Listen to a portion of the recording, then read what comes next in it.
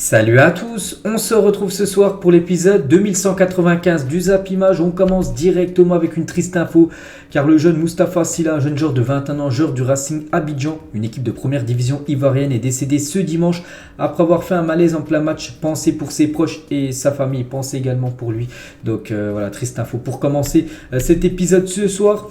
On continue les gars avec le programme foot de cette semaine européenne. Donc il y a du football mardi, mercredi, jeudi en Coupe d'Europe. Donc demain Chelsea, Dortmund, Benfica, Bruges, les deux huitièmes de finale retour de Ligue des Champions. Mercredi Tottenham, Milan et le Bayern contre le Paris Saint-Germain qu'on va parler là juste après. Et il y a aussi l'Europa League avec Sporting, Arsenal, Roma, Sociedad, Manchester, Betis, Juventus, Fribourg et Tiraspol, Nice. Voilà en grosse équipe. Bon, on a rajouté Nice bien sûr vu qu'ils vont jouer l'Europa Conference League. Donc voilà la grosse semaine football européen. Donc on va juste nous revenir les gars sur ce Bayern Paris Saint-Germain, c'est après-demain. Et officiel, Daniel Orsato sera l'arbitre du choc entre le Bayern et le PSG. C'est un arbitre italien. Il avait notamment officié lors de la finale de Ligue des Champions entre les deux équipes en 2020 où le Bayern avait battu le Paris Saint-Germain en finale de Ligue des Champions en 2020 1-0. Donc ça sera lui l'arbitre après-demain pour cette rencontre retour. Et regardez les joueurs qui devraient être absents pour le choc Bayern-PSG à J-2 de cette rencontre. Donc côté Bayern Munich, Hernandez, Mazraoui, Neuer, Pavard ne sera pas là. Il avait pris un rouge lors du dernier match. Le match aller sera bien sûr suspendu. Et côté Paris Saint-Germain, donc Hakimi, Kimpembe, Neymar et Renato Sanchez. Donc Hakimi il est incertain pour l'instant, on ne sait pas. Donc Kimpembe, Neymar, Renato c'est sûr. Mais voilà, Hakimi ça reste jouable pour lui. On verra parce que demain on en saura beaucoup plus. Donc voilà les joueurs qui pourraient manquer ce Bayern Paris Saint-Germain. Et concernant Sadio Mané qui avait été forfait lors du match aller, il sera bien présent. Donc Sadio Mané est physiquement à 100%, c'est Nagelsmann qui l'a dit. Donc il a confirmé que Sadio Mané était physiquement prêt à 100% sans pour autant avoir décidé sa participation pour le 8e. Mais bon, il sera bien sûr dans le groupe, s'il est prêt à 100%, il sera dans le groupe du Bayern pour affronter le PSG après-demain. Donc ça c'est une très bonne nouvelle pour le club munichois, un peu moins bien sûr pour l'équipe du PSG. Et Leon Goretzka s'est exprimé au sujet du match de mercredi contre le PSG. Il a dit: nous allons jouer contre une bonne équipe, mais je suis convaincu à 100% que nous allons nous qualifier. Donc du côté du Bayern, j'ai déjà montré une déclaration il y a quelques jours du président du Bayern pour lui, pas de souci. Voilà, le Bayern sera en quart de finale. La même chose pour Goretzka, la même chose aussi pour Thomas Müller. Il a dit qu'il n'y aura pas de souci, voilà, ça va le faire pour le Bayern Munich. Donc il reste un match à jouer quand même pour le Bayern. C'est le PSG en face, donc on verra les gars, c'est après-demain ce match retour. Et les supporters du Munich 1860 vont soutenir le PSG. Si le Bayern Munich est le club allemand le plus populaire, il doit gérer la présence envahissante sur ces terres du Munich 1860 dont les supporters seront derrière le PSG mercredi en 8e de finale. C'est un peu comme certains supporters de Marseille qui seront pour le Bayern, vu que le Bayern va jouer contre le PSG. Donc du côté de l'Allemagne, c'est un peu pareil les gars. Par exemple, les supporters de Munich 1860, eux soutiendront l'équipe du PSG parce qu'eux sont contre l'équipe du Bayern Munich. Donc voilà, une petite info concernant cette rencontre. On va parler d'un joueur qui sera certainement de la partie normalement titulaire et on espère côté PSG. Donc c'est Mbappé. Et Mbappé aujourd'hui, il a passé quelque chose de symbolique sur Instagram. Il vient d'atteindre la barre des 100 millions d'abonnés sur Instagram. Incroyable. Donc c'est la personnalité française la plus suivie du réseau Instagram devant Karim Benzema, deuxième français avec le plus de followers sur Instagram, 67 millions pour Benzema. Et le troisième c'est Paul Pogba, 57 millions. Et Kylian Mbappé, lui, 100 millions de followers. Bon, il est loin par exemple de Cristiano Ronaldo, qui est la personne la plus suivie, 550 millions de followers pour Ronaldo sur Instagram. Messi, je crois qu'il doit être à 350. Il y a Neymar aussi qui doit être à plus de 200. Voilà, Mbappé, c'est le premier Français à atteindre cette barre des 100 millions de followers. Donc c'est la 6e personnalité sportive la plus suivie du réseau. Donc derrière le trio Ronaldo, Messi et Neymar. Donc félicitations à Kylian. Et donc voilà, 100 millions de followers. Voilà pour le crack de Bondy. Toujours avec Kylian Mbappé, vous savez qu'il a reçu ce trophée 201 buts du côté du Paris Saint-Germain. On peut voir qu'il est très très heureux. Regardez, il s'est pris en photo. Enfin, il a pris en photo le trophée. On peut voir voilà, son visage qui reflète sur le trophée. On peut le voir très content bien sûr par rapport à ce titre de meilleur buteur de l'histoire du club. C'est 201 buts inscrits du côté du PSG. Et si on regarde ses stats à la loupe, c'est 94 buts au Parc des Princes, 152 du pied droit, 44 du pied gauche.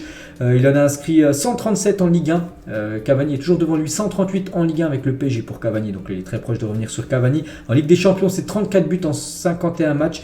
Donc voilà, les stats complètes. Et par exemple, le joueur qui lui a délivré le plus de passes D, c'est Neymar. 26 passes D pour Neymar. Di Maria, 24 passes D pour à chaque fois Mbappé.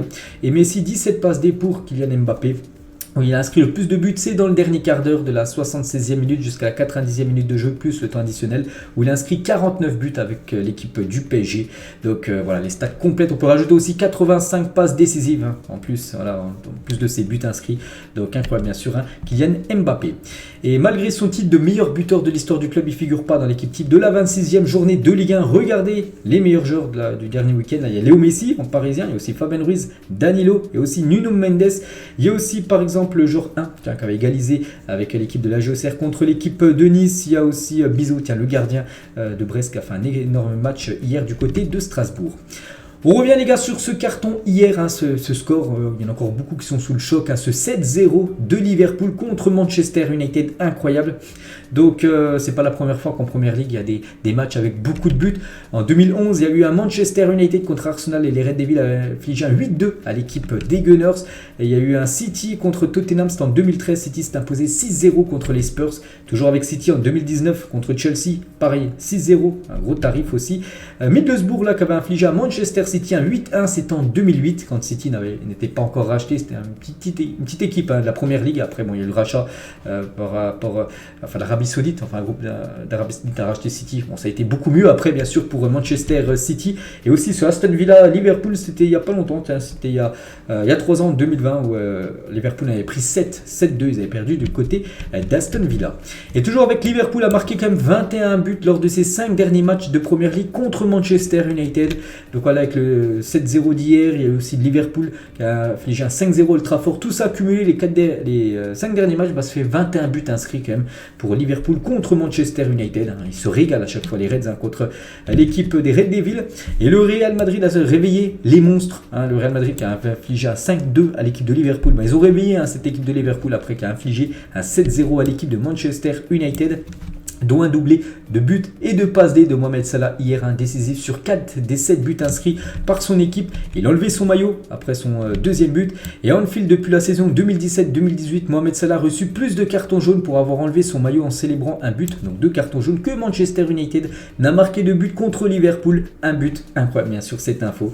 Voilà, bien sûr il n'y a rien à dire, hein. Elle est complètement folle l'info sur Salah. On va parler d'Andy Robertson qui a délivré une ou deux passes D hier, donc il vient de délivrer la 55e passe décisive de sa carrière en Première Ligue. C'est mieux que Mesut Özil, Eden Hazard ou encore Juan Mata, tous à 54. Donc lui aussi c'est un distributeur de caviar, on peut dire, le genre Andy Robertson. Et toujours sur cette rencontre hier, je ne sais pas si vous avez vu, il y a eu un fan de Liverpool qui est venu célébrer avec les joueurs sur le terrain après la victoire 7-0 face à Manchester United. Le jeune supporter a glissé et a blessé Robertson qui a dû être pris en charge par le service médical. Donc en gros, il est rentré sur la pelouse. Ce supporter, il a glissé et il a touché la jambe de Robertson en célébrant son but. Donc voilà, c'est ce supporter. Club légal il a complètement disjoncté sur le supporter, bien sûr, parce qu'il a failli blesser son joueur, alors que là c'est seulement un supporter qui est rentré sur la pelouse. Donc voilà ce qu'elle va dire aussi sur cette rencontre, hein. Et dire qu'il y a une semaine ils étaient sur un petit nuage, hein, cette équipe de Manchester United qui gagnait la Carabao Cup après 6 ans sans trophée. Ils ont remporté cette coupe de la Ligue anglaise contre Newcastle, puis une semaine après ils en ont pris 7 du côté de Anfield. Et la photo de Jimmy Carragher avec Gary Neville. Donc Jimmy Carragher, Gary Neville, c'est 2 consultants sur des chaînes sportives anglaises. Donc Gary Neville, ancien joueur de Manchester, Carragher, ancien joueur de Liverpool. On peut voir qu'il était content, Carragher. Alors Gary Neville, bien sûr, faisait triste mine. Et toujours, et pour finir sur ce match, donc Raphaël Varane a ordonné à ses coéquipiers d'applaudir les fans de Manchester United après leur débâcle face à Liverpool hier.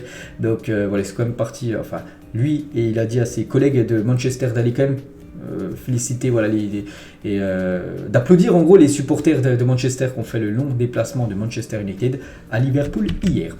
On va parler de Carlo Ancelotti, l'entraîneur du Real Madrid ne continuera pas s'il ne gagne pas un titre majeur, et il le sait. Parce que pour l'instant, il y a la Coupe du Monde des clubs qui a été remportée par le Real Madrid, mais pour l'instant la Liga c'est compliqué, la Ligue des Champions c'est jouable, parce qu'ils vont certainement être en quart de finale.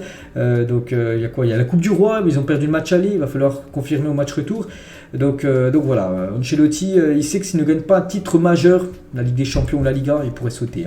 Ancelotti en fin de saison, on l'annonce beaucoup du côté de la sélection brésilienne. Il a dit: je suis affecté, plus que fâché, cela m'affecte que cette équipe, avec la qualité qu'elle a, ne parvienne pas à marquer plus d'un but en 3 matchs. On peut penser que l'avantage est grand en faveur du Barça, mais on se doit de se battre jusqu'à la fin. N'oubliez pas qu'il y a plus 9 pour le Barça sur le Real Madrid.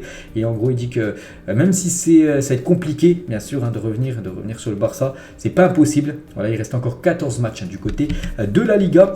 Et le problème du côté actuellement du Real Madrid, c'est l'attaque. Pourtant, ils avaient marqué quand même 5 buts en film, mais depuis ce match, ils ont joué contre l'Atlético, contre le Barça et contre l'équipe du Betis hier. Ils ont marqué seulement un but sur les 3 derniers matchs. Et en plus, c'est un jeune joueur, c'est Alvaro Rodriguez, de 18 ans, qui a marqué le seul but sur les 3 derniers matchs. C'était l'égalisation contre l'Atlético Madrid. Donc voilà, c'est ce qui pose problème actuellement. C'est Benzema, Vini Junior qui ont beaucoup de mal à trouver le chemin des filets. Et actuellement en Espagne, surtout du côté de Madrid, la une journal Marca. Donc ça parle même pas de du match nul hier du Real Madrid. Ça revient plutôt par rapport à ce fait de jeu qu'on a parlé à midi. Ce penalty qui aurait dû être sifflé pour l'équipe de Valence lors du match hier Barça-Valence. Et ça fait la une du journal Marca. En gros, scandale. Hein, c'est un scandale du côté de l'Espagne, surtout du côté de Madrid, que ce penalty n'a pas été sifflé pour l'équipe de Valence, alors qu'il y avait bien sûr penalty. Et quelqu'un qui travaille sur l'émission de Chiringuito TV, il a dit: on n'oublie pas, enfin on nous oublie un penalty ce soir, hein, mais ce n'est pas grave qu'il donne la Liga au Barça. Je ne veux pas contribuer à ces manigances. Donc voilà, c'est vrai qu'hier il y avait vraiment penalty. Je pense que tout le monde, même un super grand fan du Barça, dit qu'il y avait penalty. Après bon, l'arbitre n'a rien dit, c'est comme ça. Et bien sûr le Barça, eux, prennent les 3 points. Et la une cette fois-ci, les unes des journaux catalans, donc la une journal sport, adios Madrid, hein, parce que voilà, Madrid est à 9 points. Et voilà, la une journal Mundo Deportivo à 9 points. Voilà, cette équipe du Real, de l'équipe du FC Barcelone. Et toujours avec le Barça, donc là c'est 8. C'est quoi ce chiffre 8? C'est seulement les buts encaissés depuis le début de la saison. Regardez les meilleures défenses dans les gros championnats en Europe.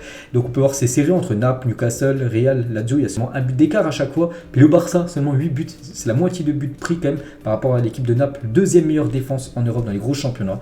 Hein, pour montrer, c'est le gros point fort. Le Barça, regardez, ils ont gagné le match 1-0 hier. Ils ont gagné 1-0 contre le Real Madrid. C'est vrai qu'ils gagnent des petites victoires, mais c'est des victoires au bout. Et voilà, vu qu'ils ont une grosse défense, il leur suffit juste de marquer un but pour gagner le match. On revient les gars sur le Real, on va parler de Benzema, blessé à 7 reprises cette saison. C'est vrai qu'il a été victime de beaucoup de blessures. Hein. Benzema installerait le doute dans la tête de ses dirigeants pour continuer à performer au haut niveau. Le club pense de plus en plus à lui trouver un remplaçant qui pourra le mettre sur le banc. Donc voilà, il y a un joueur les gars, il y a un nom qui sort, c'est ce joueur, c'est Vlahovic, l'attaquant de la Juventus Turin, l'ancien joueur de la Fiorentina. Après le problème, c'est que la Juve pourrait demander au moins 100 millions d'euros pour lâcher son joueur, et là je pense pas que le Real Madrid mettra autant d'argent pour acheter l'attaquant serbe. On va parler de la sélectionneuse de l'équipe de France féminine. Corinne Diacre devrait être licenciée de son poste de sélectionneuse de l'équipe de France jeudi, là dans 3 jours. Gérard Preischer devrait être nommé en intérim jusqu'à la Coupe du Monde. Donc Preischer, c'est actuellement l'entraîneur du Paris Saint-Germain féminin, c'est lui qui devrait être l'entraîneur de l'équipe de France féminine. Donc voilà, ça devrait être acté là, jeudi, dans quelques jours. Et Diani, voilà, sur Téléfoot hier, elle a dit par rapport à sa relation avec Corinne Diacre: je pense qu'on est arrivé à un point de non-retour. Pour moi, si on veut parler d'une rupture, je parlerai alors d'une rupture. Elle a également dit il est important d'avoir du nouveau parce que les filles n'en peuvent plus. C'est vraiment le cas du côté de l'équipe de France. Plus personne ne peut saquer, on peut dire, Corinne Diacre. Elle dénonce également le manque de professionnalisme et de communication de l'équipe de France. Donc voilà, c'est pas bon quand même à quelques mois du début de la Coupe du Monde féminine qui commencera fin juillet. On va parler de Ben Sebaini. Donc après une faute sifflée contre Gladbach, Ben Sebaini a tiré dans le ballon en tribune. Donc il a pris un carton jaune et a applaudi l'arbitre qui lui a remis un carton jaune dans la foulée. Donc 2 jaunes dans l'espace de quelques secondes. À 4 secondes séparent ces 2 cartons. Donc vous voyez la séquence, il envoie le ballon dans les tribunes, il prend un jaune, il applaudit l'arbitre, jaune juste après, 3 ou 4 secondes après. Et du coup carton rouge pour ce genre de Gladbach. N'oubliez pas qu'il est en fin de contrat en fin de saison et il aurait signé, d'après ce qui se dit, déjà un contrat avec l'équipe de Dortmund pour une arrivée libre l'été prochain. On va parler de la maman d'Achraf Hakimi par rapport à ce qu'a accusé sur Achraf. Mon cœur me dit que mon fils est innocent et qu'il bénéficie d'une bonne éducation. Il ne mérite pas ce qui lui est arrivé. Je lui ai parlé de l'affaire, bien sûr, parce qu'elle a entendu ça, la maman d'Achraf Hakimi. Et il m'a juré qu'il était innocent. Donc voilà, dès que j'ai des infos en plus concernant cette affaire, je dirai tout ça plus tard. On va parler d'un but ultra rapide. C'était lors du match Arsenal-Bournemouth. Bournemouth a ouvert le score au bout de quelques secondes de jeu. Donc buteur après seulement 9 secondes et 11 centièmes, on va dire, de jeu contre Arsenal. Philippe Billing a inscrit le 2e but le plus rapide de l'histoire de la Première Ligue. Donc il a été très rapide ce but inscrit. Donc le premier c'est Sean Long qui avait fait mieux. Il avait marqué au bout de seulement 7 secondes et 69 centièmes avec Southampton face à Watford. Et voilà, ce but contre Arsenal, Bournemouth là, seulement 9 secondes. C'est le deuxième but le plus rapide de l'histoire de la Première Ligue. Un but aussi qui a marqué, qui a été très beau, c'est la frappe surpuissante d'Ibrahim Sangara avec le PSV jeudi. C'était jeudi dernier, une mine à 170 km/h. Elle a été flashée, sa frappe. Donc voilà, le gardien n'a rien pu faire. Il a cassé les buts. Toujours du côté du championnat néerlandais, là vu qu'on parlait du PSV, on va parler de samedi dernier. La rencontre entre l'Ajax Amsterdam et le Feyenoord Rotterdam a battu le record d'affluence pour un match du championnat féminin néerlandais. Plus de 33 742 spectateurs étaient présents à la Johan Cruyff Arena. Donc c'était pas guichet fermé, mais voilà, c'est un record d'affluence pour un match de football féminin du côté des Pays-Bas. On revient 4 ans jour pour jour en arrière, c'était un 6 mars, c'était le 6 mars 2019 et encore une énorme déception pour le PSG. Manchester United renversait le PSG au Parc des Princes, un match au scénario cruel pour les Parisiens marqué par une terrible faute de main de Buffon et un penalty dans les dernières secondes, souvenez-vous, de Kimpembe qui avait touché le ballon de la main, enfin il s'était tourné et du coup Rashford avait tiré, ça a touché le ballon de la main, du coup penalty et du coup victoire de Manchester United 3-1 du côté du parc, alors que le PSG a gagné 2-0 au match à Old Trafford. Et du coup, ça a été une désillusion de nouveau pour le PSG qui avait été sorti dès les 8e contre l'équipe de Manchester. Pourtant, qui avait aligné pas mal de. Paul Pogba n'était pas là pour le retour, il y avait pas mal de joueurs. Cadre qui n'était pas là pour le retour, vous avez fait l'exploit d'éliminer le PSG. C'était il y a 4 ans, jour pour jour. Toujours avec les jours pour jour, cette fois-ci il y a 7 ans, jour pour jour, le Stade Rennais battait le rival nantais au Rosen Park 4-1, un derby dans lequel la Planète Football découvrait le talent d'Ousmane Dembélé, auteur d'un triplé ce jour-là. C'était il y a 7 ans, jour pour jour. Et en 2017, on sait qu'il avait quitté l'équipe de Rennes pour rejoindre l'équipe du Barça. Et toujours du côté de Rennes et toujours avec les jours pour jour, il y a 2 ans, jour pour jour, Bruno Genesio devenait l'entraîneur du Stade Rennais depuis 95 matchs pour 52 victoires, pas mal, 17 nuls et 26 défaites, dont une hier contre l'équipe de Marseille. Sofiane Diop devrait être absent environ un mois des terrains suite à une entorse au genou. On lui souhaite bon rétablissement au joueur Sofiane Diop qui revienne très rapidement sur les pelouses. On va parler de ce jeune joueur Iliman Ndiaye en Championship. Ce joueur se craque parce que regardez ses stats en Championship, deuxième division anglaise, c'est un très bon niveau. Donc 34 matchs pour 10 buts et 7 passes décisives, impliqué dans 17 buts impliqué dans 17 des 55 buts de Sheffield United en championnat. Donc peut-être joueur qui pourrait peut-être jouer en Première Ligue saison prochaine. On va parler aussi de ce joueur Benjamin Sesko, 19 ans, a planté un triplé en 7 minutes avec le Red Bull Salzbourg. C'était ce week-end contre le Rapid Vienne dans le championnat autrichien. Voilà, 3 buts en 7 minutes. Pour montrer l'exploit. Donc lui aussi, je sais qu'il y a des grosses équipes, de temps en temps j'en parle dans les rumeurs de transfert qui s'intéressent à ce profil, ce jeune joueur, ce jeune Sesko. On va parler d'Eden Hazard. Bon, Eden Hazard actuellement c'est qu'on en parle très peu, vu que ça tourne au flop, puis c'est un flop total du côté du Real. Donc Eden Hazard n'a joué que 3 matchs de Liga cette saison, rendez-vous compte. Donc un total de 98 minutes de jeu, triste fin de carrière pour le Belge qu'en fin de contrat en 2024, on espère tous qu'il quittera l'équipe du Real et qu'il retrouve une équipe où il puisse jouer, Eden Hazard. Donc voilà, c'est triste, Eden Hazard depuis son départ de Chelsea. Malgré plus de 180 millions d'euros dépensés l'été dernier avec Paqueta, Scamacca, Aguerd, Cornet, Emerson, Kehrer, Areola, la saison de West Ham est totalement raté, c'est un flop. Donc éliminé de l'EFL Cup en 16e de finale, éliminé de la FA Cup en 8e de finale, 16e de Première Ligue, les millions ne font pas tout. C'est que cette équipe de West Ham qui a beaucoup investi. Pourtant West Ham, je me souviens les saisons avant, ça finissait à chaque fois 6e, 7e, c'était une belle équipe qui jouait souvent l'Europa League. Et là ils sont 16e, ils jouent le maintien cette saison, l'équipe de West Ham. On va parler du coach de l'Atlético Madrid, Diego Simeone, coach le plus capé des Colchoneros. Donc c'était samedi soir, victoire 6-1 en plus de son équipe. Et du coup avec 613 apparitions sur le banc madrilène, El Cholo est devenu l'entraîneur le plus capé de l'histoire du club, devançant Luis Aragonés, l'ancien recordman qui était à 612. Donc félicitations à El Cholo Diego Simeone qui pourrait peut-être quitter cette équipe de l'Atlético. On parle peut-être d'un fin de cycle pour lui du côté des Colchoneros. On va parler de Cristiano qui a envoyé un avion chargé de tentes, de colis alimentaires, d'oreillers, de couvertures, de nourriture pour bébés, de lait ou encore de fournitures médicales pour venir en aide aux victimes du tremblement de terre qui a frappé la Syrie et la Turquie. Donc voilà le magnifique geste de Cristiano Ronaldo. On va parler de Christopher Nkunku. Donc son équipe a joué, c'était vendredi dernier contre l'équipe de Dortmund, ils ont perdu 2-1 et il s'est blessé. Officiel, Christopher Nkunku souffre d'une déchirure musculaire à la cuisse gauche, lui qui revenait de blessure. Il a repris, ça fait quasiment 2-3 semaines la compétition, et déchirure musculaire à la cuisse gauche. Ah, c'est quasiment, je pense, un mois et demi d'indisponibilité pour lui. Donc voilà, gros coup dur pour lui. Hein. Donc il devrait être forfait pour les 2 prochains matchs de l'équipe de France contre les Pays-Bas et contre l'Irlande. Donc bon rétablissement à Christopher Nkunku. On va parler d'un autre Français du côté du championnat allemand. C'est Amin Adli, encore buteur avec Leverkusen. Leverkusen s'est imposé 4-1 hier et il a été buteur, l'ancien Toulousain. Le joueur a été décisif à 9 reprises lors de ses 14 matchs, toutes compétitions confondues. Pas mal hein, pour ce jeune Amin Adli.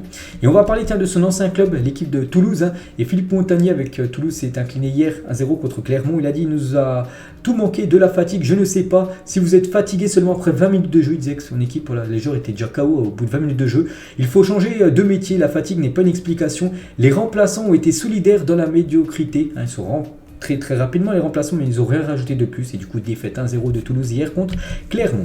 Et on finit cet épisode ce soir, les gars. Vous le reconnaissez. Voilà, niveau plutôt simple. Bravo à ceux qui vont trouver. Donc voilà, un petit indice. Tiens, je peux vous donner c'est un joueur brésilien. Donc bravo à tous ceux qui trouveront qui est ce joueur. Allez, moi je vous laisse, les gars. Bonne soirée à vous et on se retrouve demain à midi pour le prochain numéro. À demain.